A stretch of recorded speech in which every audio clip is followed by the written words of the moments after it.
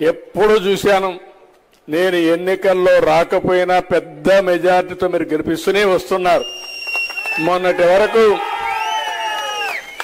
8వ ఎన్నిక మొన్న అంటే ఈ 5 ఏళ్ళు అయితే 40 సంవత్సరాలుగా ఎమ్మెల్యేగా మీరు ఎంపిక చేసుకున్నారంటే అదొక చరిత్ర.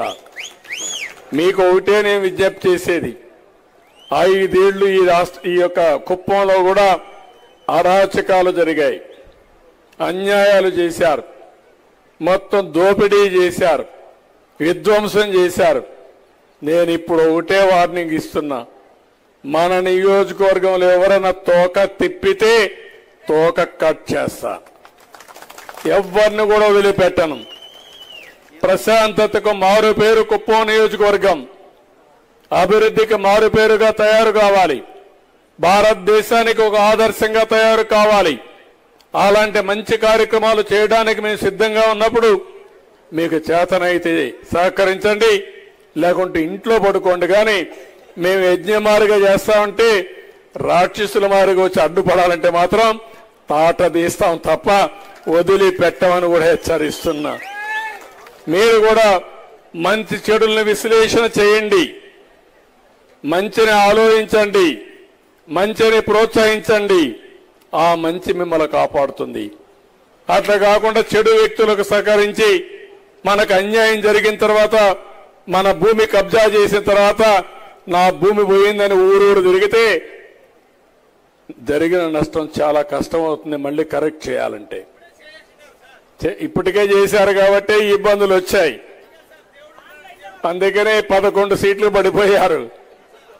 కానీ ఇంకా ఈ మరి చేస్తే ఇంకా అవి కూడా వచ్చే పరిస్థితి ఉండదు. కానీ ఏదేమైనా మన నియోజకవర్గంలో కూడా ఎప్పుడు ఊహించిన విధంగా జరిగాయి 5 సంవత్సరాలు. అవునా కాదా అని మిమ్మల్ని అడుగుతున్నా. చేశారు, చాలా చేశారు తమ్ముడు. మీ భూమి మీద మీ పట్టాదారు పాసు పుస్తకం పైన వాళ్ళ ఫోటో వేసుకున్నప్పుడే మీరు మాట్లాడలేదు, అప్పటి నుంచే ప్రారంభమైంది.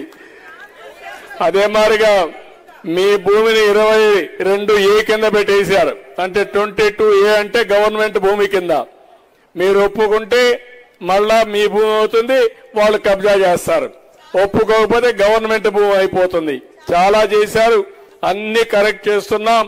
మళ్ళీ మీ భూమి మీకు ఇప్పించే బాధ్యత ఈ ప్రభుత్వం తీసుకుంటాం. ఎక్కడా రాజీ లేదు. అలాంటి అన్ని కూడా కరెక్ట్ చేస్తున్నాం. అందుకే రెవెన్యూ సదస్సులు పెట్టాం. తొందరలోనే ల్యాండ్ టైటిలింగ్ యాక్ట్ కూడా మొత్తం రద్దు చేశాం. అదే మాదిరిగా కొత్తగా పాసు పుస్తకాలు ఇచ్చి రాజముద్రతో మళ్ళీ మీ భూమి మీకు ఇచ్చే బాధ్యత తీసుకుంటాం. చూసారు కదండి. మరి ఈ వీడియో కనుక మీకు నచ్చినట్లయితే ఒక లైక్ కొట్టేసి మీ అభిప్రాయాన్ని కూడా కామెంట్ బాక్స్ లో తెలియజేస్తూ ఇలాంటి ఇంట్రెస్టింగ్ అప్డేట్స్ కోసం మా ఛానల్ ని సబ్స్క్రైబ్ చేసుకోండి.